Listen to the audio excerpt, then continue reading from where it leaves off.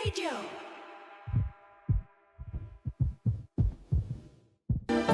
Gusto ko nga rin po palang magpasalamat sa inyo, Papa Dudut, sa saya na hatid ninyo sa amin sa pang-araw-araw. Patuloy ko pong ipagdarasal na sana'y makita ko po kayo ng personal. Anyway, lumaki po ako sa isang mahirap na pamilya at hanggang high school lamang po ang natapos ko. Dahil nga po sa hirap ng buhay ay isa lamang ang pangarap ko. Ang umasenso at maging mayaman. Ngunit alam nating lahat na hindi ganon kadali ang yumaman. Easier said than done. Ika nga. Hindi na rin po ako nakapagkolehiyo at ilang taon pagkatapos kong makagraduate ng high school ay nagtrabaho ako sa isang kilalang resort dito sa Bacolod. Ang pinsang ko po na si Nonette ang nag-refer sa akin sa resort na yon. Katulad ko po ay lumaki din siya sa mahirap na pamilya. Pareho kami na maganda at hindi nakapagtapos ng high school. Pero kahit na ganoon pa man, ay magkaiba pa rin kami ni Nonette. Kasi si Nonette po ay kontento na sa buhay niya. Kahit mahirap sila, sapat na sa kanya ang kinikita niya sa resort dahil kahit papaano ay nakakayanan niyang suportahan ang pamilya niya. Sa kabilang banda ko po ay hindi ako nakokontento sa buhay na salat at nagtatrabaho lamang sa isang resort. At sa mga panahong yon ay hindi ko talaga maintindihan kung paano nakontento si Lunette sa ganong klase ng buhay. Madalas kaming nagdedebate ni Nonette kasi palagi niyang pinapaalala sa akin na dapat ay marunong daw akong makontento. Pero ang lagi ko namang sinasagot sa kanya ay wala siyang mararating sa buhay kung makokontento lamang siya. Bagamat magkaiba kami ng pananaw ni Nonette, ay nagkakasundo pa rin po kami. Tuwing day off namin ay madalas kaming nag-iinuman. At sa mga break time naman ay palagi kaming nagchichikahan. Marami kaming pinag-uusapan. Mga paborito naming GMA teleserye at syempre ang paborito naming mga artista sa GMA at mga episodes ng Barangay Love Stories. Lumipas ang ilang linggo at medyo nakaramdam kami ng pagod sa trabaho sa resort dahil holiday yon. At sobrang daming turista ang nagbabakasyon sa resort na pinagtatrabahuhan namin. Dahil sa sobrang pagod ay nag-decide kami ni Nonette na mag-inuman sa susunod na weekend. At nung nangyari na nga ang pinaplano naming inuman, nag-usap ulit kami ni Nonette tungkol sa mga pananaw namin sa buhay, Papa Dudut.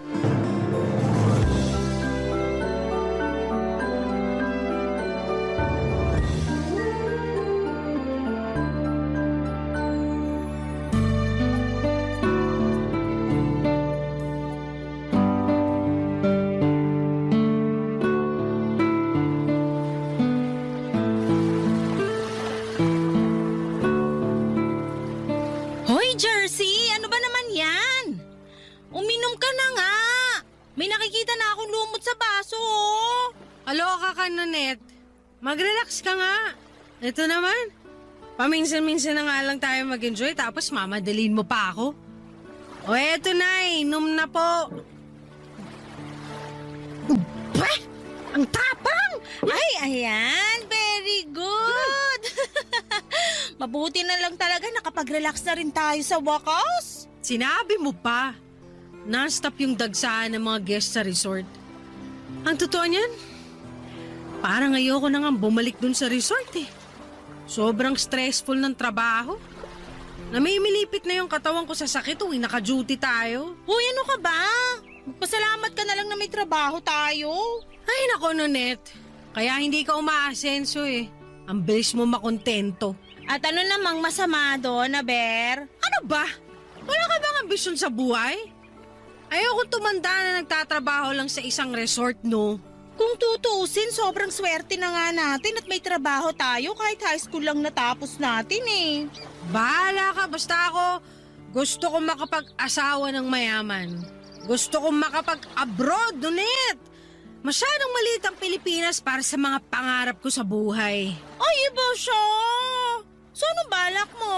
Magpapakasal ka sa afam para makaahon sa buhay, ganon? At ano naman masama dun? Alam mo, kung ako sa'yo, gayahin mo na rin ako. Ay, bahala ka dyan. Okay na ako sa buhay ko dito sa Pilipinas. Pwes, ibayin mo ko.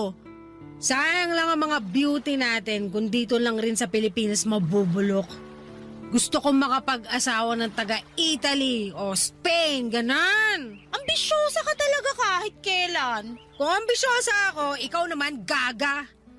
Malulugmo ka lang sa hirap sa kagusto mong manatili sa Pilipinas. Hi, Jersey! Akala mo ba madali ang buhay abroad? Ang dami kaya nating kababayan na gustong-gusto na makauwi ng Pilipinas. Tapos ikaw dyan, kating-kati na makaalis ng Pilipinas? Pwes, ibahin mo ako. Kasi I am destined for greater things. Ewan ko sa'yo. O eto baso, uminom ka na lang dyan kasi baka may makita na naman akong lumot sa baso. O eto na. Second time is a charm. Don't English me kasi wala akong naintindihan sa mga pinagsasabi mo. Kagaya kung paano ko hindi maintindihan yung gusto mong manatili ng Pilipinas. My goodness! You are so baduy, Pag ikaw nakapag-abroad, wag na wag kang bumalik ng Pilipinas, ha? Ay, girl. Talagang hindi na. Hindi naman ako syunga para gustuhin pang bumalik dito kung sakasakali.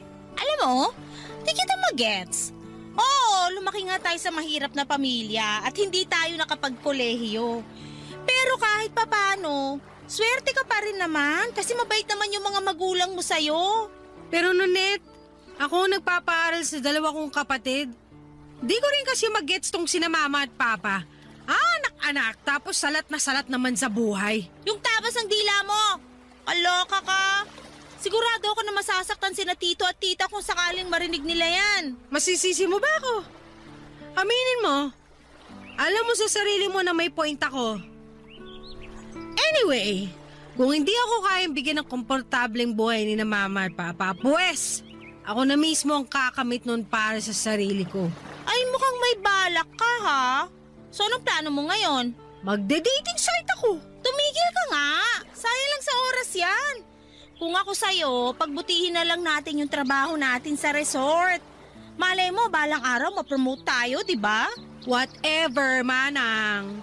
Wala sa listahan kong magtagal sa resort na yun. Nako, kung hindi lang kita pinsan, sigurado kung hindi tayo magkakasundo. The feeling is mutual, manang Nonet.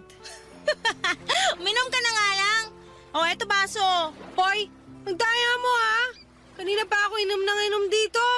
Ang totoo niyan, medyo nahihilo na ako. Wait ka lang dyan. Kukuha lang ako ng tubig.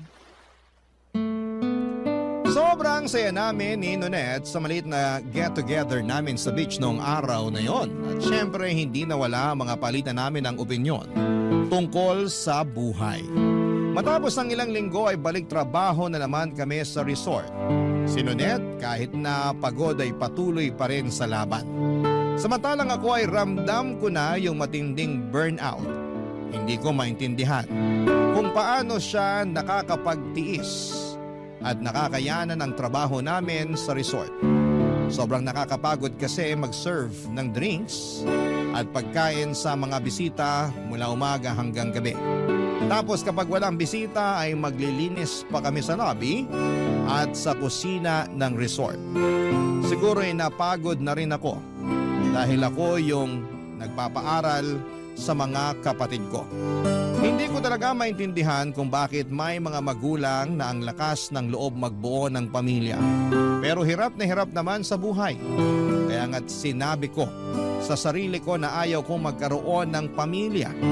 Ang gusto ko lang sa buhay ay ang guminhawa kasama ang mga taong mahal ko at syempre ayaw ko sa Pinoy. Gusto ko ng foreigner. Kasi alam ko na mas mataas ang value ng pera nila sa ibang bansa. Kaya malamang ay magiging sapat ang pera nila para buhayin ako. Simula pa lang ay hindi ko talaga naisip na magpakasal sa isang Pinoy kasi takot akong malugmok pa lalo sa hirap. Nang mga panahong yon, naramdaman ko na yung matinding burnout at lalong lumalakas yung desisyon ko na umalis ng Pilipinas. Sobrang hopeless rin yung paghahanap ko ng foreigner sa dating site. Kasi karamihan sa kanila ay nagpapadala lamang ng malaswang pictures. Grabe! Sobrang nanghinayang ako sa naging experience ko sa dating site. At mas lalo pa akong nalungkot kasi naisip ko na parang sa Pilipinas na ata ako maghihirap at mamamatay. Hanggang sa isang araw may AFAM na guest ang nag-check-in sa resort at hiningi pa yung Facebook account ko. Naisip ko na baka siya na ay yung magbibigay sa akin ng buhay na matagal ko nang pinapangarap. Hindi ko na kailangang magtrabaho pa para lamang mapag-aral ang mga kapatid ko. Na-imagine ko na yung klase ng buhay na makakamit ko kasama yung foreigner na yon. Yung buhay na hindi ko na kailangang mag-alala tungkol sa pera. Yung buhay na ang tanging problema ko na lamang ay kung gaano kalamig ang snow at kung ano ang susuotin ko. Noong naging malinaw na sa akin na may gusto sa akin yung foreigner namin na guest, parang hindi ko na kayang bitawan ang cellphone ko. Hindi kasi kami pwedeng makipag-usap ng matagal sa mga guest sa resort dahil baka magdudahan kami at mawalan pa ako ng trabaho. Kaya palihim akong nagchat-chat sa foreigner namin na bisita. Araw-araw niya akong sinasabihan ng maganda raw ako at deserve ko daw ang magandang love life. Bumibili pa siya ng tubig at juice sa lobby para lamang makita ko. At kasabay noon ay unti-unti na ring napapansin ni Nonette yung namamagitan sa amin ng foreigner.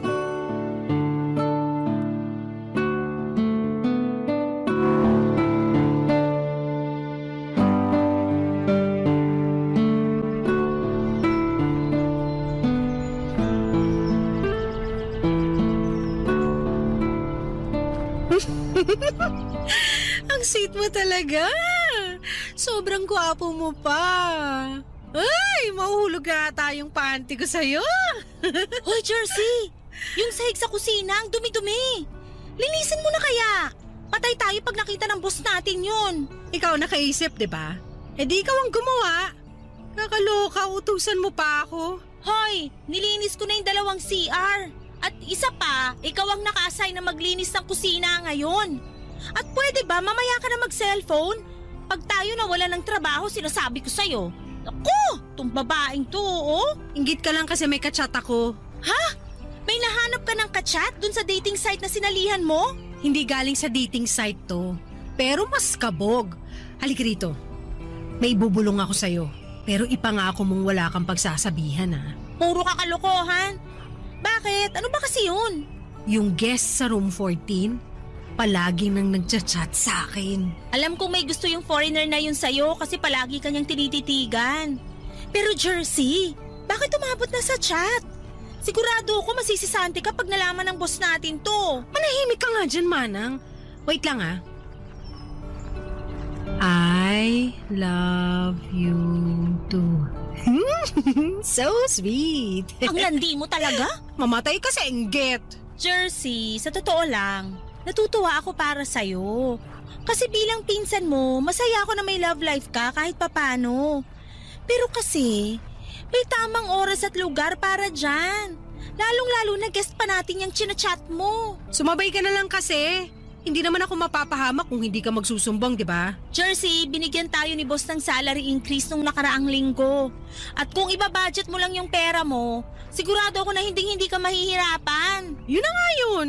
Ayoko mag-budget. Bakit ako magtitipid kung may lalaki namang kayang ibigay sa akin ng lahat ng gusto ko with no limitations whatsoever, di ba? Mag-isip-isip ka nga.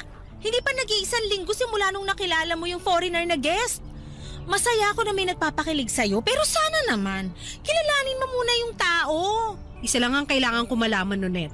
At yun ay ang laman ng wallet niya. Ay, speaking of, alam mo ba na ang daming tig-1,000 sa wallet niya? Tapos ang dami-dami niyang credit card. So may sinasabi ko sa'yo yung sinasahod natin sa isang buwan, parang 1 oras niya lang ata kinikita. Ah, kaya naman pala kinikilig ka dyan. Kasi nakita mo na pala yung laman ng wallet niya. Hoy! Aminin mo, gwapo rin naman siya, di ba? Sinasabi ko sa'yo, Nonette, hindi ko na to pakakawalan. Ay, Wala ka na talagang ibang inisip kundi pera, ang magkaroon ng mayamang asawa at ang makapag-abroad. Kung gusto mong mabulok dito, be my guest. Pero wag ako. Bahala kang amaging dito. Hoy, naririndi na ako sa kaka-Ingles mo. Naluloka na ako sa'yo ha? Bakit ba kasi hindi ka nalang makontento dito? Yung mga foreigner nga dito mismo sa Pilipinas nagre-retire kasi nagagandahan sila dito. Tapos ikaw naman nuknuka ng... ano nga ulit tawag nila dun? Yung mas sinusuportahan mo pa yung ibang bansa kaysa sa sarili mong bansa? Colonial mentality. Oo, yon. Ikaw yon. Ikaw na ikaw. Walang duda. Okay, sige, sabi mo eh. Ay, ayan, nag-chat na nga. Pakinggan mo, sabi niya, I want to meet you after your shift. Ay, perfect! This is it na talaga. My dreams are finally coming true. Ay, bakit di ka na lang kasi mag-focus sa pagpapaaral sa mga kapatid mo? Hello! Kung tutusin, hindi ko naman talaga obligasyon na pag-aralin sila, no? Responsibilidad yun ng mga magulang ko. Mabuti pa nga sa ibang bansa kasi may family planning yung mga tao dun. Pero dito sa atin, wala. Kaya tignan mo yung nangyari. Yung mga magulang ko nakaasa sa akin. Sobra ka naman. Kung tutusin, hindi nga nangihingi ng pera sa'yo sina tito at tita eh. Kahit matatanda na sila, kumakayod pa rin sila para lang matustusan yung pang-araw-araw nyo. Ganun pa rin yun. Sa akin pa rin nila inaasa ang pagpapaaral sa mga kapatid ko. Sukang-suka na ako sa ganung siste. Ang yaman ng mga magulang ko eh. Ang yaman sa mga responsibilidad na inatang sa akin. Deserve ko yung buhay na wala akong obligasyon. Yung akin lang lahat ng pera ko at wala akong tinutustusan na kung sino. Grabe ka naman. Hindi ba bukal sa kalooban mo yung pagtulong mo sa kanila? Hindi! At hindi na ako makapaghintay na makalabas ng Pilipinas. Sigurado ako na ibang-iba ang kultura abroad at hindi ko na mararanasan yung katoksikan dito sa Pilipinas kahit kailan. Hay nako, bahala ka na nga dyan. I-double check ko pa yung inventory natin. Mag-map ka dun sa kusina ha? At utang na loob, tigilan mo muna yung kaka-cellphone mo. Mamaya na yan pagkatapos ng shift natin. Alis na muna ako, maiwan na kita dyan. Inggitera!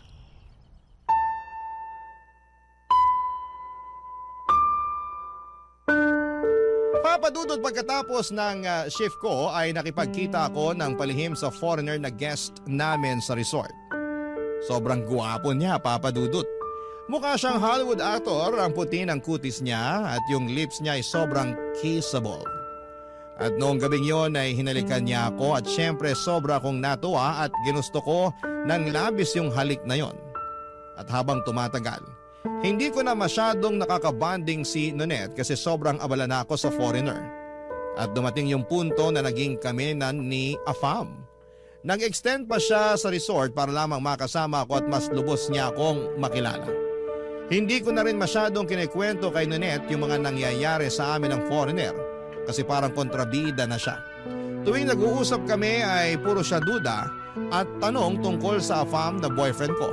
At mas lalo pa kaming nag-aaway tuwing sinasabi niya na hindi ko pa raw kilala ang jowa ko. Feel ko noong mga panahong yon ay naiinggit lamang si Nonette sa akin. Kasi aasenso na ako sa buhay kasama ang aking Afam na jowa. Habang siya ay single at abala sa trabaho namin sa resort. Makalipas ang ilang araw ay pinag-resign na ako ng foreigner sa resort na pinapasukan ko. Hindi ko talaga makakalimutan yung saya at tuwa na nararamdaman ko noong sinabi niya yon. Kasi ibig sabihin noon ay handa siyang panindigan ako. At kasama sa paninindigan ng foreigner yung perang ibibigay niya sa akin. Nakakaloka, papadudot, para akong nanalo sa loto. Gwapo, mayaman, mabait, parang ako na ata ang pinakaswerteng babae ng mga panahong yon. At sigurado ako na maiinggit ang kahit na sino na makakaalam tungkol sa love life ko kasama si Afam. At syempre tutol na tutol si Nonette sa ginawa kong pag-resign sa resort. Pero ano pa ba ang aasahan ko sa pinsang ko na yon? Halata namang naiinggit lamang siya sa takbo ng buhay ko. Tuluyan na ngang nag-check out si Afam sa resort at nag-rent siya ng condominium unit. Kaya naman nag-live-in na kami. Grabe ang ganda ng condo na inupahan niya. Namangha talaga ako sa mga facilities ng condominium. May gym, swimming pool at maliit na parke. Ano pa bang hahanapin ko, hindi ba? Ay nako Papa Dudut. Yung condo unit na inupahan ni Afam ay parang kamukhang kamukha nung condo na pinapaupahan ninyo. Ang ganda at ang lakas makasosyal. Parang sa hotel. Nang mga panahong kasama ko na si Afam sa condo, aminin ko na medyo nakakabagot minsan. Pero hindi ko pinagsisisihan yung desisyon na yon. Ang masasabi ko lang talaga na mga panahong yon ay this is the life. At syempre hindi na ako magkakaproblema pa sa pera. At wala sa bokabularyo ko ang salitang budget. Kasi swipe lamang ako ng swipe sa credit card at debit card. At sagot na ni Afam ang lahat ng luho ko ng mga panahong yon, Papa Dudut. Barangay Love Stories. Barangay Love Stories. Makalipas ang ilang linggo ay napag-alaman ko na ichinismis ako ng magaling kong pinsan sa mga magulang ko. Ikinuwento ni Nonet sa mga magulang ko na nag-resign na ako sa resort at tuluyan na akong nakipag-live-in kay Afam. Sa totoo lang ay medyo nagalit ako kay Nonet kasi sigurado akong manghihingi ng pera ang mga magulang ko dahil alam na nila na foreigner yung jowa ko. Ganyan naman kasi kadalasan sa atin, hindi ba? Kapag foreigner, ang tingin ng iba ay maraming pera. Kaya tinawagan ko si Nonet at pinagsabihan ko siya. Pero ang sabi niya sa akin ay nagwo-worry lamang daw siya sa akin kaya niya ikinuwento sa mga magulang ko yung mga tungkol sa pakikipagrelasyon ko at pakikipag-live-in kay Afam. Nainis na lamang ako at binabaan ko ng telepono si Nonet noong araw na yon. Lumipas ang ilang linggo at tumawag sa akin ang mga magulang ko at pinakiusapan ako na bayaran ko na raw yung tuition fee ng mga kapatid ko. Sa totoo lang ay naiinis din ako noong narinig ko yon. Kasi ang nasa isip ko na mga panahong yon ay baka abusuhin na ako ng mga magulang ko. Lalo na ngayon na alam nila na may kinakasama akong Afam. Nanindigan ako noong mga panahong yon at sinabi ko sa mga magulang ko na babayaran ko pa rin yung tuition fee ng mga kapatid ko. Pero hindi ko dadagdagan yung pera ang ibibigay ko. Kasi after all ay tuition fee lang naman yung pinagkasunduan namin in the first place. At sinabi ko rin sa mga magulang ko na once nakapagtapos na yung mga kapatid ko ng high school ay hindi na ako magpapadala para sa pangkolehiyo nila. Kasi hindi ko naman responsibilidad yon at pwede silang maging working student para nang sa ganon ay malaman din nilang hirap at hindi madali ang kumita ng pera. At isa pa, responsibilidad ng mga magulang ko ang pag-aralin ng kanilang mga anak. Kaya sa tingin ko ay sapat na yung tumulong ako na makapagtapos sila ng high school. Actually, dapat pa nga ay magpasalamat ang mga kapatid ko sa akin. Kasi yung iba dyan ay hindi na nakakapag-aral at all. Makalipas nga ang ilang buwan ay nag-level up na ang relasyon ko with Afam, Papa Dudut. Gusto na niya akong dalhin abroad at doon na manirahan na kasama siya. Eto na yon, yung matagal ko nang inaasam-asam. The moment I've been waiting for is finally coming true. Nagpakasal kami ni Afam dito sa Pinas sa isang huwes at nag-apply kami ng spousal visa. Pagkatapos ay napakahabang proseso ay naging successful naman ang lahat. At nakapag-book na kami ng ticket para makaluwas na papunta sa abroad. 4 days bago kami nakaschedule umalis ng Pilipinas, tinawagan ko si Nonet at niyaya ko siyang pumunta sa isang bar para sa isang maliit na celebration o konting inuman. At fortunately ay pumayag si Nonet na makipagkita sa akin noon, Papa Dudut.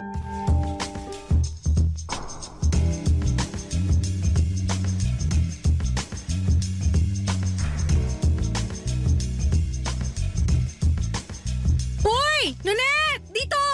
Dito yung table natin! Halika rito, dali!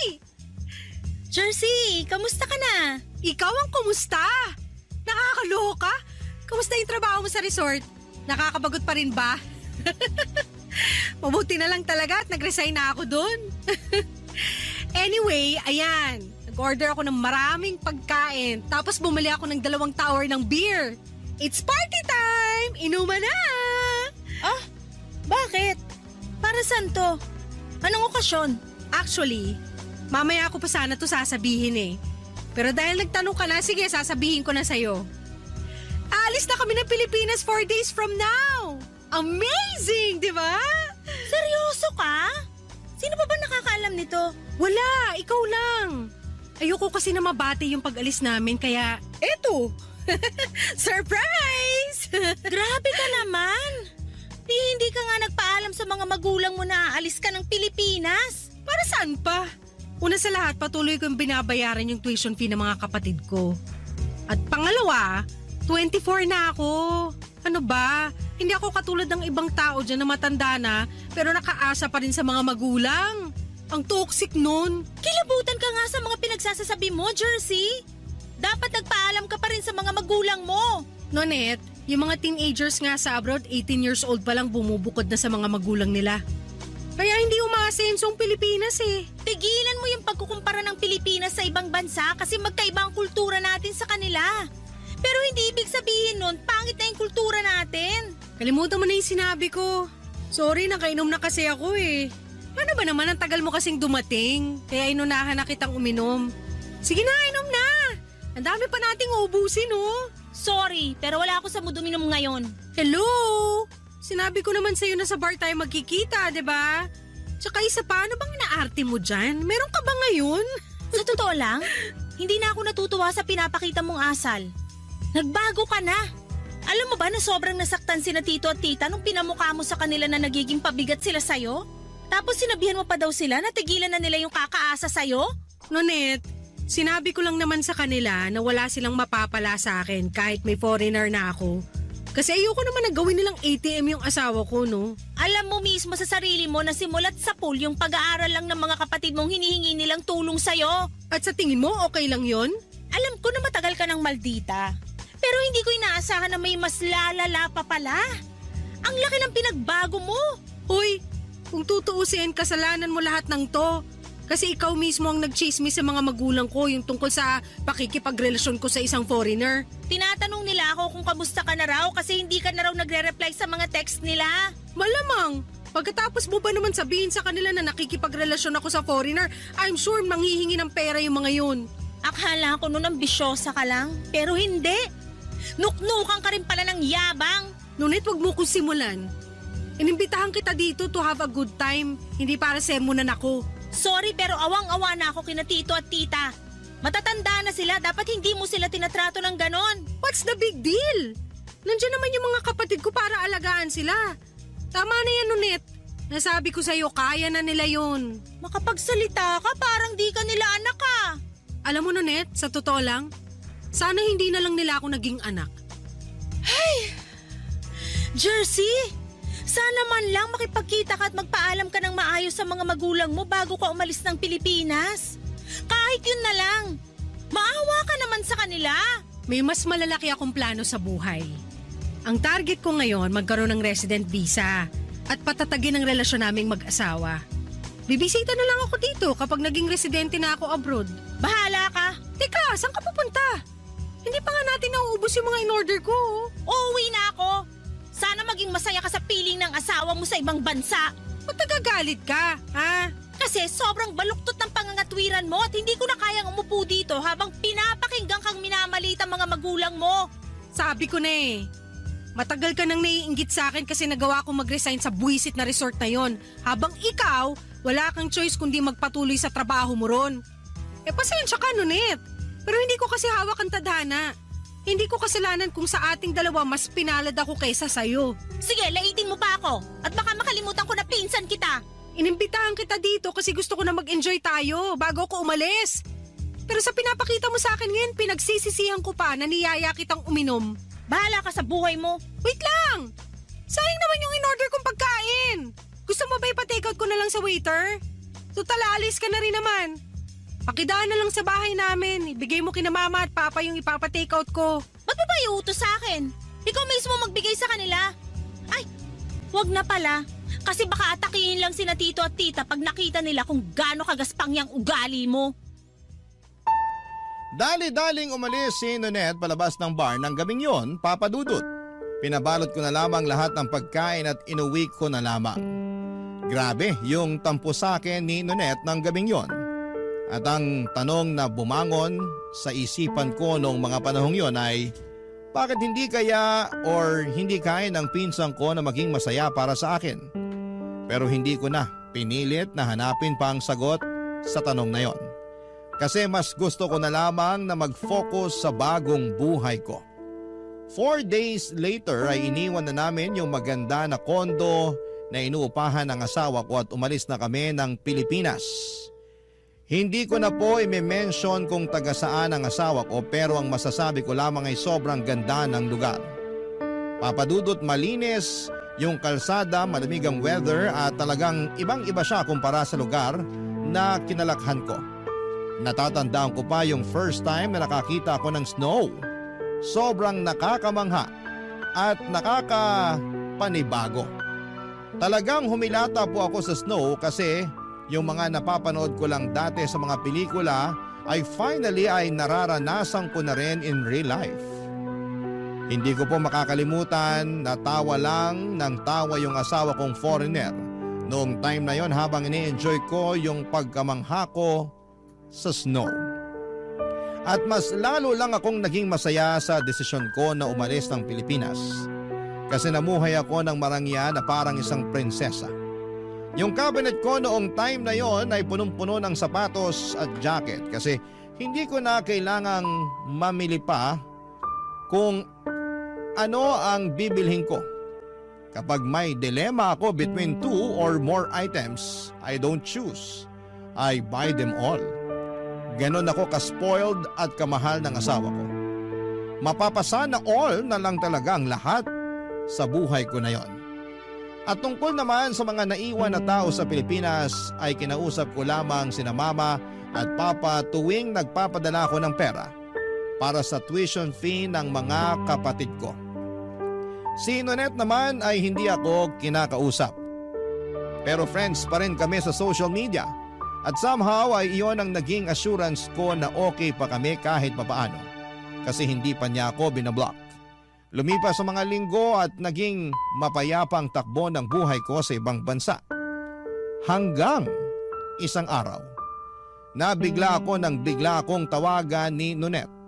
Hindi ko inaasahan na tatawagan niya ako kasi matagal-tagal na rin since nung last time na nagkausap kaming dalawa, Papa Dudut.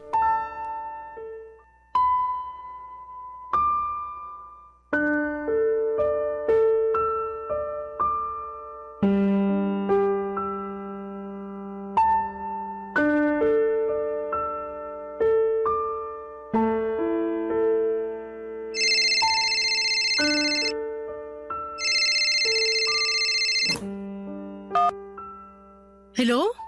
Nonette? Jersey! Uy! Ang tagal na mula nung huli tayo mag-usap ah. Balita sa'yo. Jersey, I'm sorry kung ngayon lang ako nakatawag sa'yo pero Uy, okay ka lang ba? Anong problema? yung mama mo kasi… Tungkol ba to sa tuition fee ng kapatid ko? Huwag ka mag-alala, nakapagpadala na ako sa kanya last week. Pero kinlaro ko na hindi ko dadagdagan yung pera kasi yung tuition fee lang naman yung sagot ko eh. Wala nang iba. Sa totoo lang, dapat nga magpasalamat pa sila sa akin na sagot ko pa rin yung tuition fee ng mga kapatid ko. Kasi alam mo ba na dito, kahit high school student pa lang, nagtatrabaho na yung mga bata.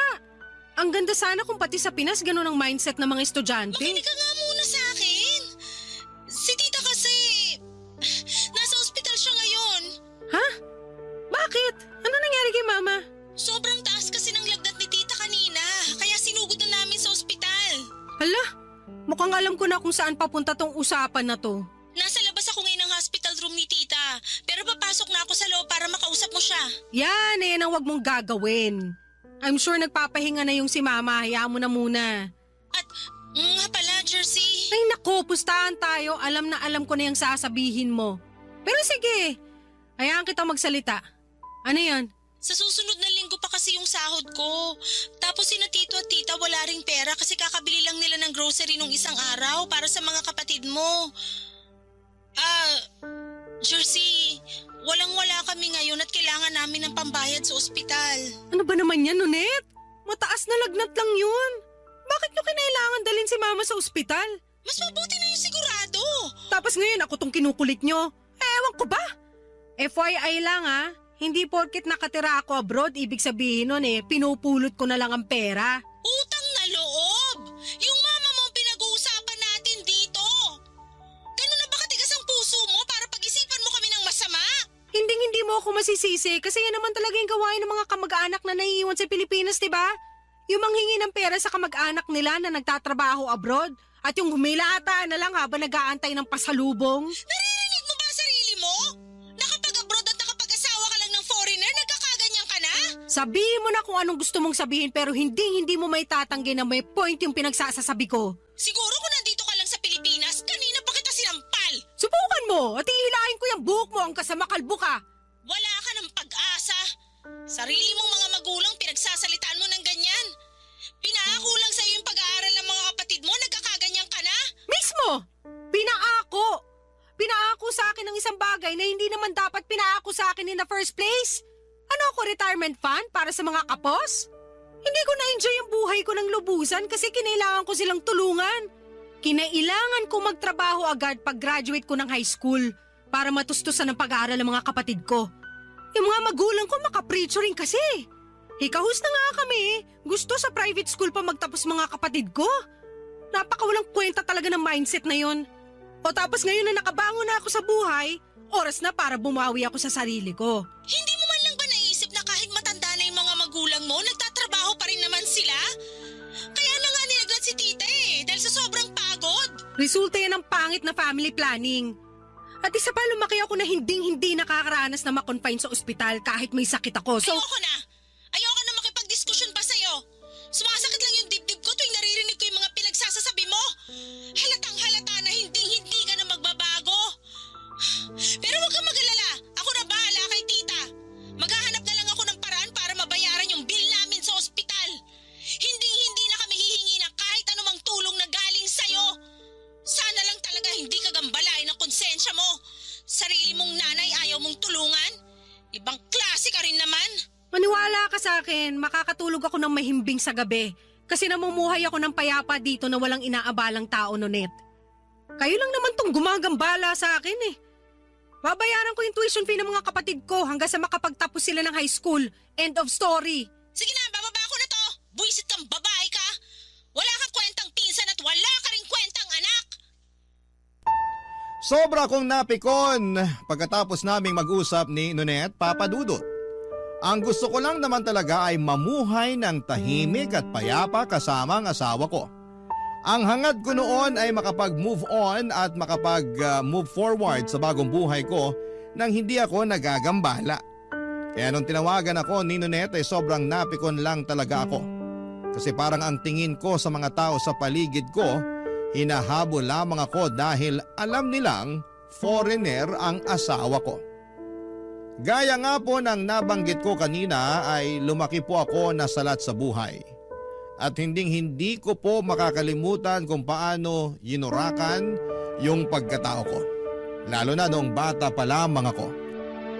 Pinagtatawanan ako ng mga kaklase ko kasi sira-sira na yung mga gamit ko. At puro dilata at noodles lamang ang kinakain ko habang yung mga kaklase ko naman ay pinaghahandaan ng iba't ibang klase ng putahe for lunch. At hindi ko rin po makakalimutan na pagka-graduate ko ng high school ay pinag-uusapan na kaagad ng mga kaklase ko kung saang kolehiyo sila mag-aaral. Habang ako, ang iniisip ko noon ay kung saan ako magtatrabaho. Awang-awa ako sa sarili ko tuwing naiisip ko yung mga moments na yon, Papa Dudut. And going back po, blinak ko si Nonet sa mismong araw na yon kasi talagang napikon ako sa lahat ng sinabi niya sa akin. Tumagos sa puso ko yung mga sinabi niya pero imbis na maunawaan ko yung gusto niyang ipahiwatig, mas lalo lang akong nagkimkim ng sama ng loob. Mas lalo ko pa ngang iniisip noong mga panahong yon na puro fake yung mga tao sa paligid ko. Kasi alam nila na mayaman ang asawa ko. At noong araw na yon ay sinabi ko sa sarili ko na wala akong ibang taong pagkakatiwalaan kundi ang asawa ko na lang. Kasi siya lang talagang nagmamahal sa akin ng totoo. Siya lang ang nakakapagbigay sa akin ng buhay na matagal ko nang inaasam. At siya lang ang nagpaparamdam sa akin na mahalaga ako dahil sa mga bagay na naibibigay niya sa akin. Pagkatapos kong i-block si Nonet, akala ko noon ay magiging matiwasay na ang buhay ko sa wakas. Kasi wala na pong aabala sa akin. Ang tanging kailangan ko na lamang gawin ay bayaran ang tuition fee ng mga kapatid ko. Pero hindi ko alam na may isa palang pagsubok na darating sa buhay ko. Isang araw, Papa Dudut, ay bigla na lamang nanlamig sa akin ang asawa kong foreigner. Lumalayo siya tuwing natutulog kami at hindi na ako masyadong kinakausap. Sobra po ako nabigla at nabahala sa bago niyang pag-uugali. Tuwing tinatanong ko naman siya kung may problema ba siya ay nagiging agresibo siya at minsang naninira pa ng mga gamit. Natatakot po ako tuwing galit siya. Kaya naman hinahayaan ko na lamang siya at kinakausap ko na lamang siya kapag halata na sa mukha niya na kumalma na siya. Sobrang hirap po ng mga panahong yon kasi hindi ko maintindihan kung ano ang nangyayari at kung anong dahilan ng pagiging magagalitin niya at pagbabago niya. Barangay Love Stories. Barangay Love Stories. Habang tumatagal, Papa Dudut, ay mas lalo kong nararamdaman na lumalabo ang pagsasamahan namin ng asawa ko. Ang mas mahirap pa sa lahat ay nasa ibang bansa ako at wala akong matatakbuhan. Lahat ng mga kakilala ko ay nasa Pilipinas at wala akong nagawa kundi ang solohin ang lahat ng sakit at kalungkutan. Nagpapasalamat na lamang talaga ako na hindi ako sinasaktan ng asawa ko, pero aaminin ko na durog yung emotional at mental health ko. Kasi hindi ko na alam kung kailan siya magiging agresibo at galit ulit. Mabuti pa yung bagyo kasi at least may warning tayong natatanggap mula sa Pag-asa bago pa man ito maglandfall. Pero yung galit ng asawa ko wala pong warning. Bigla na lamang nagla-landfall at pakiramdam ko na mga panahong yon ay para ako yung shock absorber niya. Ako yung tumatanggap at nagko-consume ng galit at bigat ng loob niya. At ang pinakamasaklap sa lahat ay hindi niya sinasabi sa akin kung bakit nagbago ang pag-uugali niya. Talagang masakit kasi parang wala akong ideya kung anong nangyayari at kung anong dahilan ng lahat ng ito. At siguro ang pinakamasaklap sa lahat, Papa Dudut, ay hindi na ako ini-spoil ng asawa ko. Hindi na siya nagbibigay ng pera at hindi na niya pinapahiram ang credit card niya sa akin. Sinisigawan niya ako at nagwawala tuwing sinasabi ko sa kanya na may gusto akong bilhin. Parang lahat ng mga bagay na dati niyang ginagawa para sa akin ay bigla na lamang nawala. At simula na mangyari yon ay hindi na ako nagsalita pa. Naglilinis na lamang ako sa bahay at parang isang routine na lamang na tinatanggap ko. Pakiramdam ko ay para akong nawala ng halaga sa kanya, Papa Dudut. At ang masakit pa ay hindi ko alam kung anong dahilan ng lahat ng ito. Tuluyan na pong nagbago ang lahat noong isang araw. Habang nagva-vacuum ako ng bahay ay nakatanggap pa ako ng tawag mula sa Facebook account ni Mama. Sobra po ako nabigla sa mga nangyari noong sinagot ko yung tawag na yon. Ang bilis ng mga pangyayari to the point na hindi ko pa talaga na-absorb ang lahat ng mga nangyari sa usapan na yon. Parang bigla na lamang sumabog ang lahat at ako'y nahulog sa isang sitwasyon na hindi ko po inaasahan, Papa Dudut.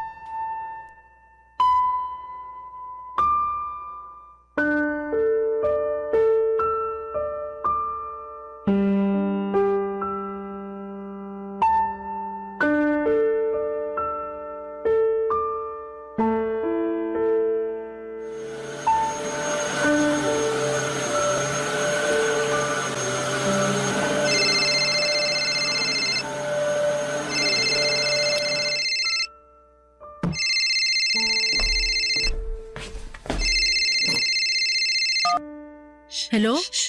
Ma? Jersey! Teka lang, sino to? Jersey! Sino neto? Nonet! Bakit nasa yung cellphone ni Mama?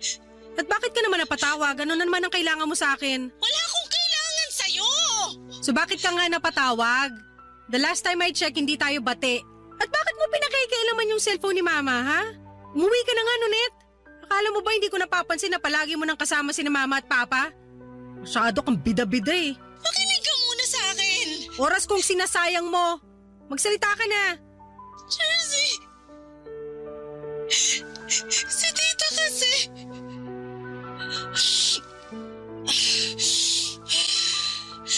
Yung mama mo, Jersey... Hoy, kumalma ka nga. Hindi kita maintindihan. Ano ba nangyayari sa'yo? Wala na siya! Ha? Ano ibig mong sabihin? Paano wala na? Patay na mama mo, Jersey! Nonet, wag ka magbibiro ng ganyan. Hindi magandang biro yan. Alam kong wala kang pakialam kay tita. Pero naisip ko pa rin na kahit pagbali-balik rin natin ang mundo, mama mo pa rin siya at anak ka pa rin niya.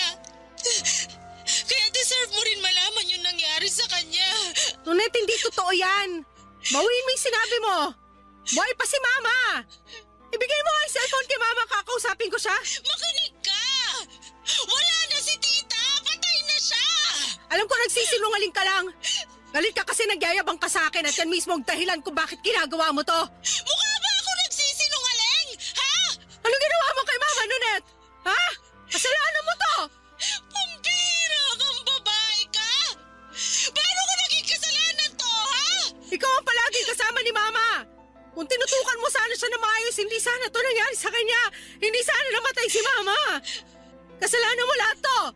Ikaw na lang sana namatay. Hoy, babae! Makinig ka sa akin ng mabuti, ha? Namatay si tita sa typhoid fever. At kung nagpadala ka lang sana ng konting tulong, sana nabigyan ng sapat na treatment si tita. Pero anong ginawa mo? Walang-wala kami noon pero nagawa mo pa rin kaming pag-isipan ng masama.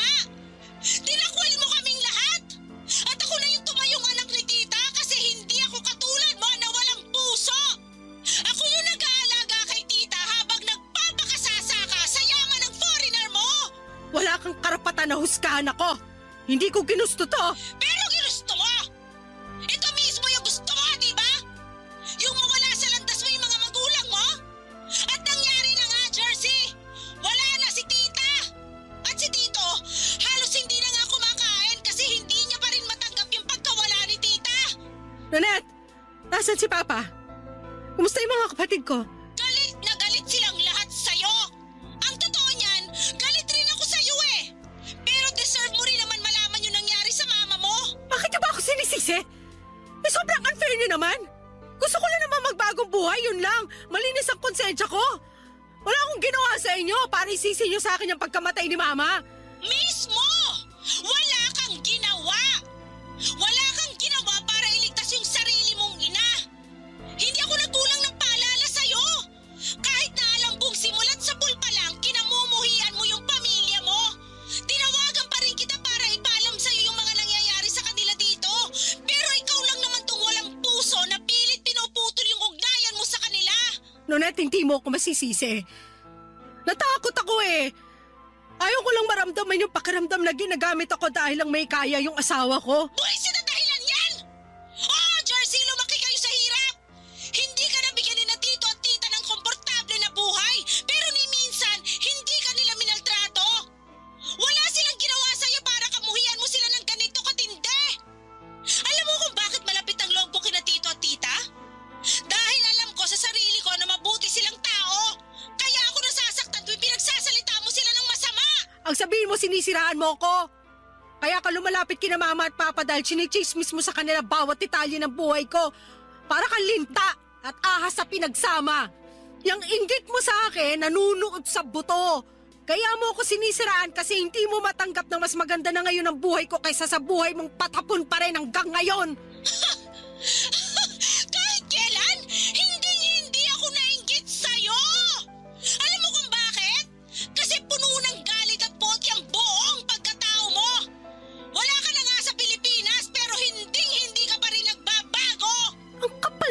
para husgahan ako? Bawiin mo yung sinabi mo! Ayaw ko sanang sabihin to, pero sa palagay ko, mas matatahimik na si tita ngayon. Kasi hinding-hindi na niya mararanasan ang pangapi mo sa kanya. Sobrang nagulantang po ako nang sinabi ni Nonette na patay na si Mama. Nang malaman ko na yung unang beses na nagka-high fever siya, typhoid fever pala yun. Isang sakit na nakamamatay na madalas ay hindi agad natutukoy. Doon ko na na-realize na parang ako yung may kasalanan. Pero ayokong aminin noon kaya lahat ng sisi ay ipinasa ko po kay Nonette.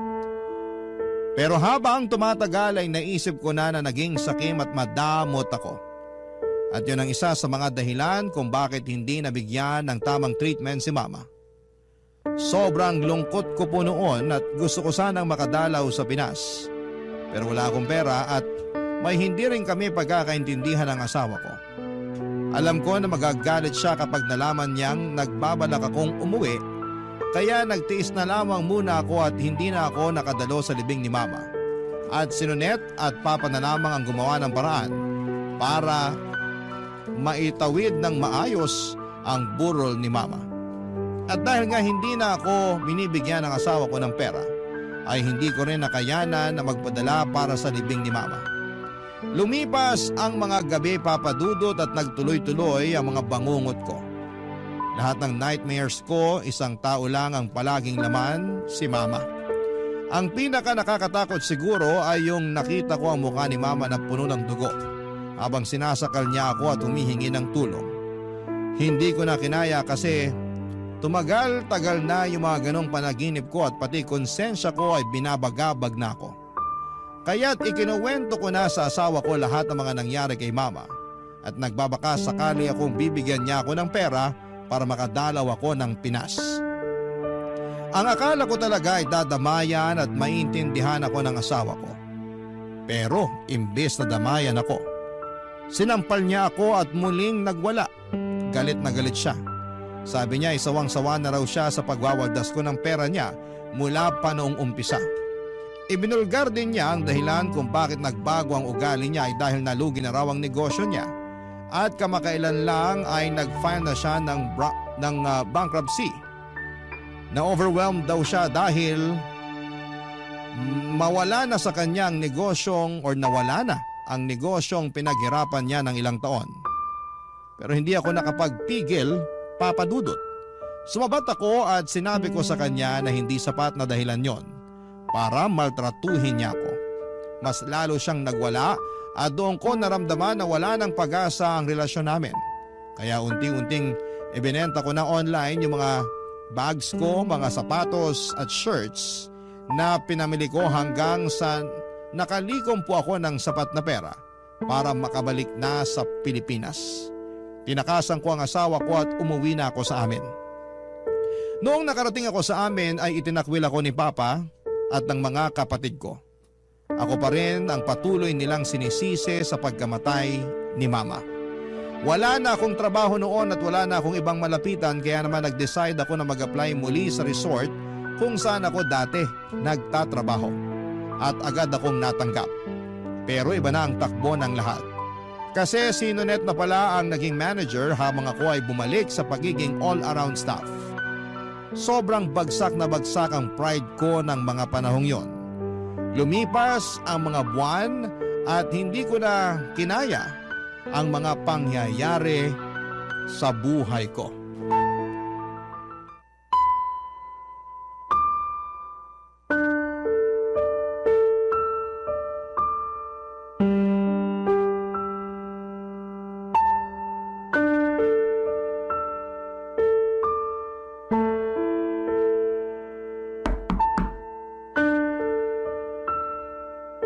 Pasok!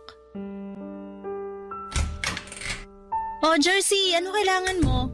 Nonette, ito na nga pala yung resignation letter ko. Sandali lang. Bakit ka naman magre-resign? Napapasahod ka naman namin na maayos At isa pa, kulang tayo sa staff ngayon. Nakahanap na kasi ako ng bagong trabaho. May hindi kasi nasabi sa akin. Anong totoong dahilan? Ba't biglaan tong resignation mo? Nakahanap na nga kasi ako ng bagong trabaho.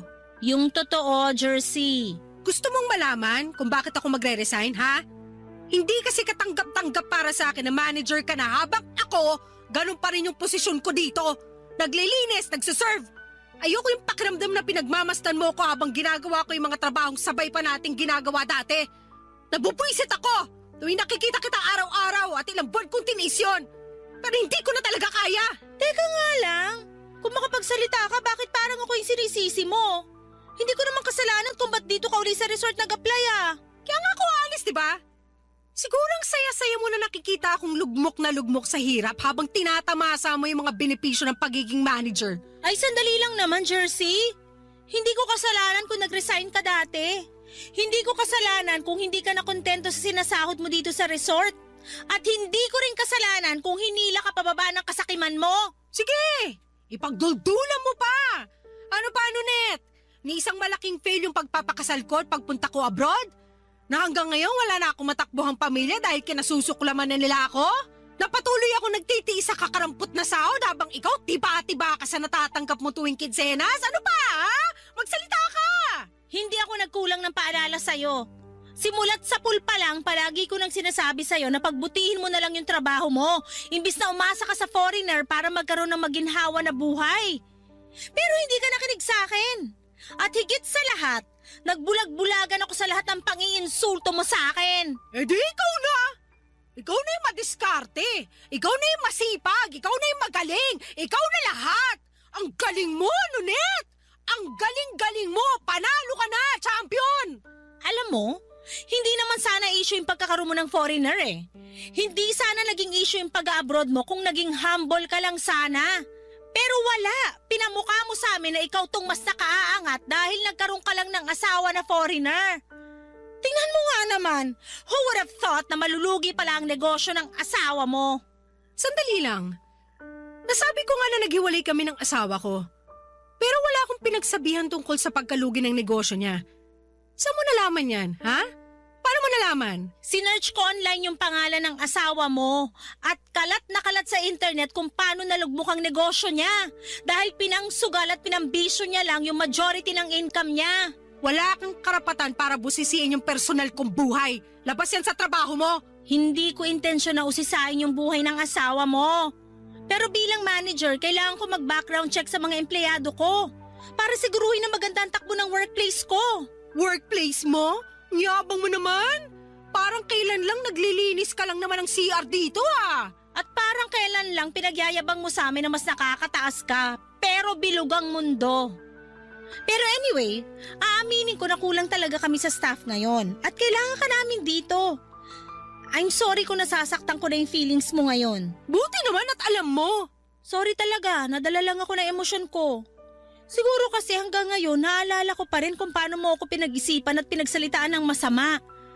Pero Jersey, alang-alang na lang sa resort, maging professional na lang tayo sa isa't isa, please. Kung gusto mo, pwede ko rin dagdagan yung sahod mo para magstay ka lang. Magpapatawa ka ba? Anong tingin mo sa akin, Charity? Huwag mo naman sanang masamain. Ako na nga itong nakikiusap sa'yo na magstay eh. Gusto kong pangalagaan ang posisyon ko as manager. At isa sa paraan para magawa ko yun, pangalagaan din ng staff ko. At syempre kasama ka dun. So gagamitin mo pa talaga ako para iangat yung sarili mo? Kapal din naman talaga ng mukha mo. Hindi ganun yun. Ginagawa ko lang yung best ko as your manager. Hindi ko kailangan ng awa mo.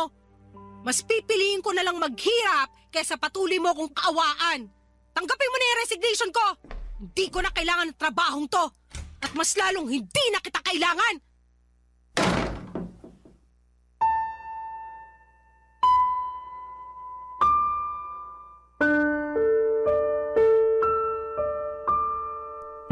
Papadudot awang-awa ako sa sarili ko noong araw na yon.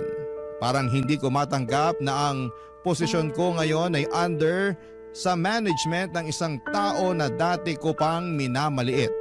At ang pinakamasakit ay ayaw ko na nararamdaman kong kinakawawa ko. Siguro ay marami sa atin ang ayaw na makaramdam ng ganitong klase ng emosyon, hindi ba? Kaya siguro nagbitaw ako ng mga maanghang na salita kay Nonet noong nag-resign ako kasi sobrang naapektuhan yung pride ko. Pero mapaglaro ang tadhana, Papa Dudut, kasi hanggang ngayon, pakiramdam ko ay nasa ilalim pa rin ako ng gulong.